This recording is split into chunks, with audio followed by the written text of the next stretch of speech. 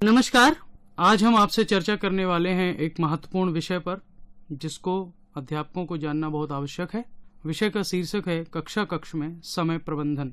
इस पर बात करने के लिए आज मैं डॉक्टर गौरव सिंह, शिक्षा विद्यापीठ इग्नू नई दिल्ली से आपके साथ हूं और मैं आपसे बात करूंगा समय प्रबंधन की आवश्यकता पर, इसके विभिन्न आयामों पर और किस प्रकार से आप अपनी कक्षा कक्ष में समय प्रबंधन को और बेहतर ढंग से कर सकते हैं जिससे बच्चों में शिक्षण अधिगम के अधिक अवसर प्रदान किए जा सके। जब हम समय प्रबंधन की आवश्यकता की बात करते हैं तो एक शिक्षक के रूप में हमें यह समझना चाहिए और हम सब ये जानते भी हैं कि एक शिक्षक के पास कक्षा में बहुत सीमित समय होता है। उस सीमित समय में उसको विभिन्न प्रकार के क्रियाकलापों को पूरा करना होता है। साथ ही हमारे छात्रों की विभिन्न प्रकार की आवश्यकताएं होती हैं। उन सारी आवश्यकताओं की पूर्ति के लिए हमें समय प्रबंधन की आवश्यकता है। साथ ही हम ये भी जानते हैं कि जब हम कक्षा कक्ष में विभिन्न प्रकार के विषय वस्तु को प्रस्तुत करते हैं तो अलग अलग प्रकार की शिक्षण युक्तियों का चयन करते हैं। वे शिक्षण युक्तियां एक ही प्रकार से न तो लागू की जा सकती हैं और न ही एक समान समय उनमें लगता है। तो जब हम शिक्षण युक्तियों का चयन करते हैं तब भी हमें समय प्रबंधन की आवश्यकता अनुभव होती है। कक्षा कक्ष के लिए जो समय एक शिक्षक के समक्ष उपलब्ध होता है उसको 4 प्रकार से बांटा जा सकता है, या कहें कि 4 बिंदुओं में उस समय की चर्चा की जा सकती है। पहला है उपलब्ध समय, अवेलेबल टाइम। दूसरा है आवंटित समय, अलॉटेड टाइम। दूसरा है संलग्नता हेतु समय, टाइम फॉर एंगेजमेंट। और चौथा है शैक्षणिक अधिगम समय, एकेडमिक लर्निंग टाइम। तो जो उपलब्ध समय है ये कौन सा समय होता है? उपलब्ध समय वह समय है जो विद्यालय में समस्त क्रियाकलापों के लिए एक अध्यापक के सामने उपलब्ध होता है, या एक शैक्षणिक वर्ष में जितने कार्य दिवस हैं उसकी जानकारी शिक्षक को होनी चाहिए। एक कार्य दिवस में उसके पास कितने उपलब्ध घंटे हैं उसकी जानकारी उसको होनी चाहिए। विद्यालय में जितने भी क्रियाकलाप किए जाने हैं, चाहे वह प्रवेश है, नामांकन है, परीक्षा है, वार्षिकोत्सव है, अन्य आयोजन है और साथ ही कक्षा कक्ष शिक्षण है, तो इन सारे क्रियाकलापों के लिए कुल विद्यालय में जो समय दिन और घंटों के रूप में उपलब्ध होता है वह उपलब्ध समय के अंतर्गत आता है। एक शिक्षक के रूप में जब हम समय प्रबंधन की रूपरेखा बनाते हैं या जब हम समय प्रबंधन करते हैं तो हमारे सामने ये उपलब्ध समय निश्चित तौर पर स्पष्ट होना चाहिए। दूसरा आयाम है आवंटित समय। आवंटित समय का अर्थ है वह समय जो एक अध्यापक को आवंटित है किसी विषय क्षेत्र में दी गई विषय वस्तु को पूरा करने के लिए। अधिकांशतः ये समय आवंटित कालांशों, जिसको हम पीरियड बोलते हैं, उनके रूप में होता है। कुल कितने कालांश किसी विषय को आवंटित किए जाने हैं? क्या सभी विषयों को समान कालांश आवंटित किए जाने हैं? किसी विषय को अधिक कालांशों की आवश्यकता है या किसी विषय को कम कालांशों की आवश्यकता है? एक सप्ताह में कितने कालांश हैं? एक कालांश में कितना समय है?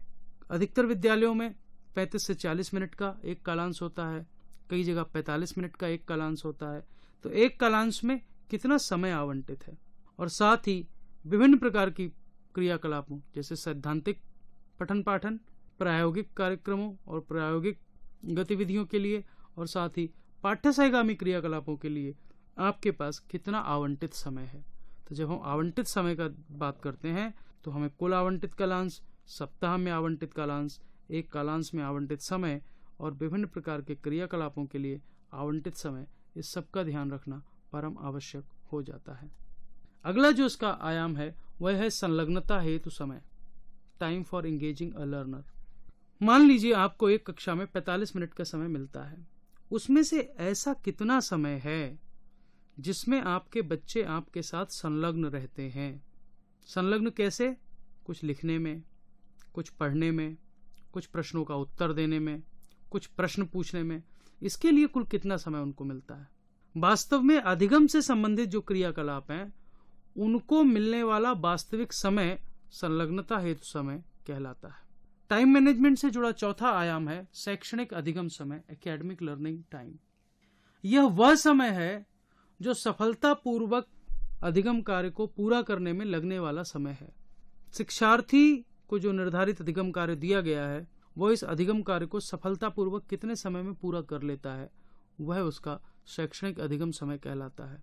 इसमें कक्षा में अनावश्यक बातचीत, सामान्य सूचनाओं का संप्रेषण, अध्यापक द्वारा उपस्थिति लेना, ये सब समय इसका हिस्सा नहीं होते हैं। ऐसे में एक शिक्षक को ये समझना चाहिए कि इन चारों प्रकार के समयों में एक संबंध है। शैक्षणिक अधिगम समय सबसे कम उपलब्ध होता है। संलग्नता हेतु समय में शैक्षणिक अधिगम समय समाहित होता है। आवंटित समय में संलग्नता हेतु समय और शैक्षणिक अधिगम समय ये दोनों समाहित होते हैं, और उपलब्ध समय में आवंटित समय, संलग्नता हेतु समय और शैक्षणिक अधिगम समय ये तीनों सम्मिलित होते हैं। जब हम इन सब आयामों पर अपने सामने उपलब्ध समय का ध्यान रखते हैं, तब हमें लगता है कि हम सही समय प्रबंधन की ओर बढ़ सकते हैं। समय प्रबंधन से जुड़ा एक और महत्वपूर्ण आयाम है, वह है शिक्षण अधिगम को गति प्रदान करना। शिक्षण अधिगम की गति का निर्धारण कौन करेगा? शिक्षक, विद्यार्थी या दोनों? और ये कैसे होगा? आपने देखा होगा कक्षा में कुछ अध्यापक बहुत तीव्र गति से पढ़ाते हैं, न केवल बोलने की गति बल्कि विषय वस्तु को समाप्त कर नई विषय वस्तु पर तत्काल पहुंच जाने की गति भी। और कक्षा में विद्यार्थियों के समझने की गति, उनके बोध की गति, उनके अध्ययन की गति कभी कभी अध्यापक की गति से सामंजस्य नहीं बिठा पाती। ऐसे में अध्यापक अपनी गति से पढ़ाता जाता है और विद्यार्थी अपनी गति से पढ़ते जाते हैं, और सत्र के अंत में अध्यापक की गति और विद्यार्थी की गति में अत्यंत भिन्नता नजर आती है। इससे बचने की आवश्यकता है। ये एक अध्यापक का कर्तव्य है कि वह जब शिक्षण की गति निर्धारित करे तो यह ध्यान में रखे कि उसके शिक्षार्थियों की अधिगम की गति क्या है। कैसे निर्धारित करेगा? केवल शिक्षार्थियों के अधिगम के आधार पर यह निर्धारण नहीं हो सकता। गति के निर्धारण का दूसरा महत्वपूर्ण आयाम है विषय वस्तु की प्रकृति। कौन सी विषय वस्तु आप पढ़ाने जा रहे हैं? क्या वह वस्तु कठिन स्तर की है या सरल स्तर की है? क्या वह विषय वस्तु साकार है या एब्स्ट्रैक्ट है, निराकार है? क्या वह विषय वस्तु आसानी से उपलब्ध उदाहरणों के माध्यम से समझाई जा रही है या ऐसे उदाहरणों के माध्यम से समझाई जा रही है जो उदाहरण सामान्यतः अध्यापक प्रयोग नहीं करते? ये जो अध्यापक तो प्रयोग करते हैं परंतु विद्यार्थियों ने उन उदाहरणों को कहीं नहीं देखा। तो विषय वस्तु की प्रकृति और उसके प्रस्तुतिकरण द्वारा भी हम गति का निर्धारण करते हैं। अगला महत्वपूर्ण बिंदु है अधिगम उपलब्धि और गति में सामंजस्य स्थापित करना। अधिगम की उपलब्धि कई बार क्या होता है कि अक्षर अध्यापक ये देखता है कि उसने जिस गति से बच्चों को पढ़ाया, बच्चों ने उस गति से नहीं सीखा और अंत में उनकी अधिगम उपलब्धि कम रह गई। तो अध्यापक का कर्तव्य है कि वह उसी गति से पढ़ाए जिस गति से पढ़ाने से बच्चों की अधिगम उपलब्धि अधिकतम हो सकती है। एक और समय है जो समय प्रबंधन की दृष्टि से अध्यापक को जानना बहुत महत्वपूर्ण है, वह है अंतः परिवर्तन का समय। ये अंतः परिवर्तन का समय क्या होता है? ये अंतः परिवर्तन का समय है यदि आप कक्षा में विभिन्न प्रकार के क्रियाकलापों की योजना बनाते हैं तो एक क्रियाकलाप को समाप्त करके नए क्रियाकलाप को प्रारंभ करने के बीच में लगने वाला समय।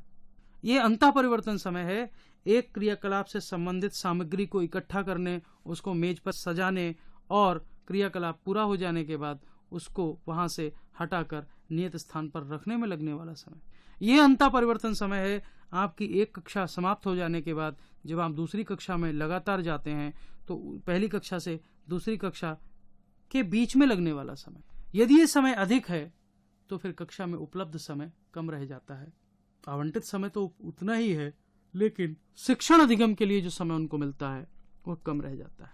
इसलिए जब हम प्रभावी समय प्रबंधन की बात करते हैं तो हम अध्यापकों से यह अपेक्षा करते हैं कि अध्यापक ऐसे प्रयास करेंगे जिससे आवंटित समय में वृद्धि हो सके, संलग्नता हेतु समय में वृद्धि हो सके, शैक्षणिक अधिगम समय में वृद्धि हो सके, पाठ्यचर्या और पाठ्य को गति प्रदान की जा सके और अंतः परिवर्तन समय में कमी लाई जा सके।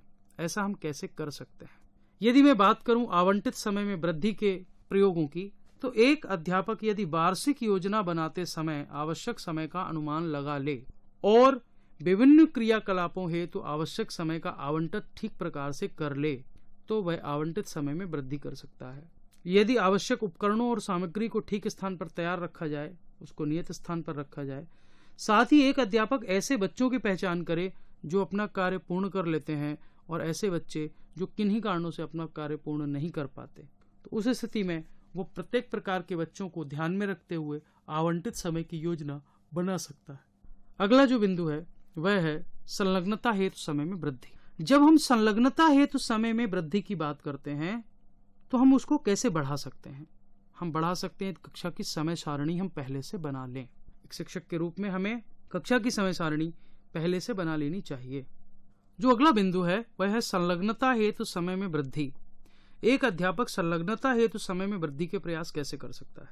एक अध्यापक यदि संलग्नता हेतु समय में वृद्धि के प्रयास करे तो उसके लिए उसको कक्षा की समय सारणी सबसे पहले बना लेनी चाहिए। यदि आपको संलग्नता हेतु समय में वृद्धि करनी है तो कक्षा के प्रारंभ से ही आप प्रयास करें कि बच्चे भागीदार बने, कक्षा की प्रत्येक गतिविधि में भागीदार बने। बच्चों से निरंतर आप अंतःक्रिया करते रहें, निरंतर उनसे बातचीत, चर्चा, परिचर्चा, विभिन्न क्रियाकलापों में उनकी भागीदारी, प्रश्नोत्तर कक्षा में लगातार होता रहे, जिससे बच्चे अधिक से अधिक समय तक शिक्षण अधिगम में संलग्न रहें। आप ये भी ध्यान रखें कि सभी बच्चे कक्षा में संलग्न हैं अथवा नहीं, और बच्चों को जो कार्य दिया गया है बच्चों का ध्यान उस कार्य पर केंद्रित है अथवा नहीं। आपसे उम्मीद की जाती है कि संलग्नता हेतु समय में यदि आप वृद्धि करना चाहते हैं तो आप ऐसे क्रियाकलापों का नियोजन करेंगे जो बाल केंद्रित क्रियाकलाप हैं। यदि आप बाल केंद्रित क्रियाकलापों का नियोजन करेंगे तो संलग्नता हेतु समय में वृद्धि कर सकते हैं। अगला बिंदु है शैक्षणिक अधिगम समय में वृद्धि। जब मैं शैक्षणिक अधिगम समय में वृद्धि पर चर्चा कर रहा था तब मैंने आपसे कहा था कि शैक्षणिक अधिगम समय कम कैसे हो जाता है। अब मैं बात कर रहा हूं इसको हम बढ़ा कैसे सकते हैं। शैक्षणिक अधिगम समय में वृद्धि के लिए हमें वास्तविक जीवन से जुड़े अनुभवों को शामिल करना चाहिए। हम बच्चों को जो उदाहरण दें वे अधिक से अधिक ऐसे उदाहरण हों जिनको बच्चों ने अपने आसपास अनुभव किया हो, देखा हो, उसकी वो अपने मस्तिष्क में चित्र बना सकते हो। यदि आप बच्चों को ऐसे उदाहरण देंगे जो बच्चों ने नहीं देखे हैं, उनके जीवन से नहीं जुड़े हैं, तो बच्चे उन उदाहरणों को समझने में, उनका मानसिक चित्र बनाने में अधिक समय लेंगे और आपको अगले बिंदु तक आने में और अधिक समय लगेगा और आपका शैक्षणिक अधिगम समय कम हो जाएगा। आप निरंतर बच्चों को अंतःक्रिया के अवसर दें और ऐसे क्रियाकलापों की योजना बनाएं जो उनकी रुचि पर आधारित हों। यदि आप बच्चों की रुचि को ध्यान में रखकर क्रियाकलापों की योजना बनाएंगे और साथ ही ऐसी प्रक्रियाएं अपनाएंगे जो विशिष्ट हों और साकार हों, कॉन्क्रीट हों, तो आप शैक्षणिक अधिगम समय में वृद्धि कर सकते हैं। अब अगला बिंदु है पाठ्यचर्या अथवा पाठ को गति प्रदान करना। वो आप कैसे कर सकते हैं? यदि पाठ्यचर्या और पाठ को गति प्रदान करनी है तो आपको संपूर्ण पाठ्यचर्या को ध्यान में रखते हुए वार्षिक और सत्रीय कार्य योजनाओं का निर्माण करना होगा। यह कार्य योजनाएं आप यदि समय को ध्यान में रखते हुए बनाएंगे तो आप ये तय कर पाएंगे कि आपको कितने समय में पाठ्यचर्या का कितना भाग या पाठ का कितना भाग पूर्ण करना है, और आप उसी गति से अपने शिक्षण को आगे चलाएंगे। लेकिन इसको बनाते समय आप बच्चों की योग्यता, क्षमता, उनकी मानसिक योग्यताएं, उनकी आयु, उनकी अधिगम कौशल और अधिगम शैली, इन सब का ध्यान रखें। यदि आप इसका ध्यान नहीं रखेंगे तो आपके नियोजन और नियोजन के कार्यान्वयन इसमें सामंजस्य नहीं रह पाएगा।